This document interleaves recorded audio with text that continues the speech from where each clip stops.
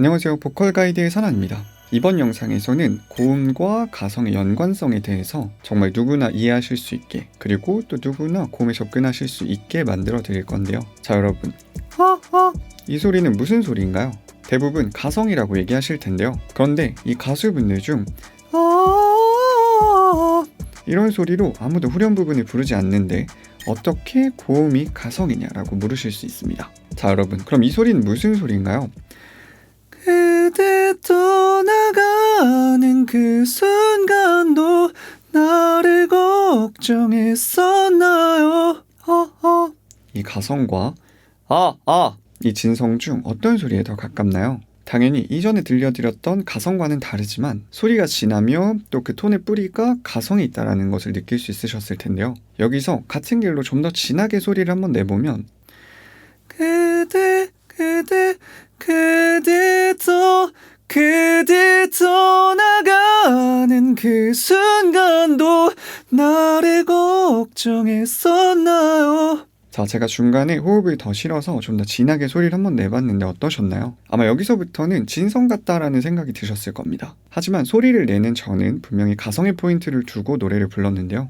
여러분, 이 진성과 가성 중 어떤 소리가 더 고음을 내기 편한가요? 당연히 가성 소리일 텐데요. 그래서 이 가성 소리를 압력과 함께 잘 개발해 준다면 고음이 날 뿐만 아니라 높은 음을 내고 있을 때도 소리를 내는 게 굉장히 더 수월해집니다. 그래서 덤으로 목도 잘 안 상하게 되겠죠. 자, 그럼 어떤 원리로 이 가성 소리를 진하게 바꿔줄 수 있는 것일까요?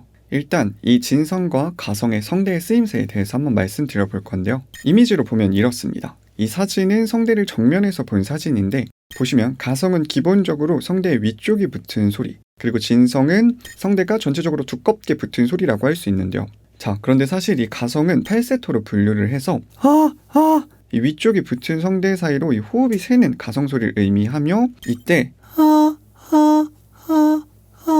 이렇게 호흡이 새지 않고 성대 위쪽이 붙은 소리를 두성이라고 칭하는 분들이 계시고, 그냥 방금처럼 성대가 위쪽이라도 붙으면 이 소리도 그냥 진성이다 라고 말씀을 하시는 분들이 계십니다. 그래서 찾아보시면 이런 이미지들도 조금씩 다르게 정의되어 있습니다. 하지만 이 용어 정의를 다르게 해도 이 과정과 도착지만 같다면 크게 상관없습니다. 아마 저처럼 생각하시는 트레이너 분들이 꽤나 계실 겁니다. 자, 그래서 결과적으로 제가 앞에서 계속 말씀드렸던 가성은 이 성대의 접촉의 유무를 떠나서 이 성대 윗부분만이 사용되는 소리를 의미했다고 그 뉘앙스를 이해해 주시면 감사할 것 같습니다. 자, 그럼 이어서 다시 설명을 해보면 결국 이 성대가 두껍게 붙을 때 이런 진성 소리가 나는 것이고 얇게 붙었을 때 가성 느낌의 소리가 난다라고 생각해 볼 수 있는데요. 자, 아마 보고 계신 분들도 이런 압력이 없는 이 호흡이 새는 느낌의 가성은 다들 낼 수 있으실 텐데요. 그런데 이 호흡이 새는 가성에서 어떻게 해줘야 성대가 붙게 될까요?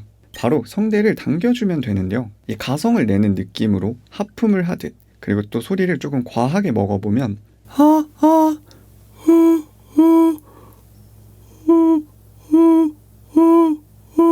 이런 느낌의 소리가 나실 텐데요. 아직 힘이 조금 부족하실 수는 있겠지만 이 가성 소리가 좀 더 진해지는 것을 느껴볼 수 있으셨을 겁니다. 자, 그럼 이 성대를 당겨주는 이유는 무엇일까요? 자, 이 성대를 고무줄이라고 한번 생각을 해보면 이렇게 이 고무줄을 당기게 되면 이런 식으로 자연스럽게 성문이 좁아지게 되며 또 이 줄이 얇아지고 팽팽해지게 됩니다. 그래서 이 성대를 위쪽에서 바라본 이미지를 한번 보면 고음을 낼 때 상대적으로 이 성대가 길어지는 것을 확인해 볼 수 있습니다. 그리고 이런 얇고 팽팽해진 성대는 우리가 강한 호흡을 보내줘야 제대로 진동을 할 수 있게 되는데요. 왜 강한 호흡을 또 보내줘야 하며 또 왜 이 성대를 진동시켜줘야 될까요?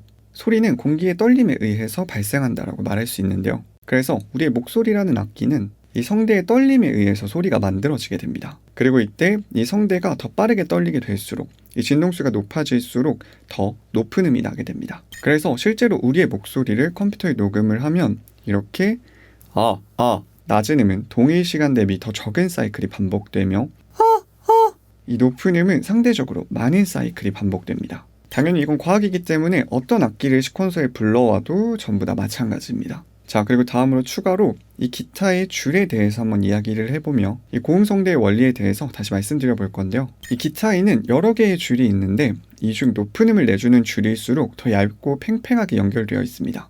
반대로 저음역을 담당하는 줄은 상대적으로 두껍고 느슨하게 연결되어 있습니다.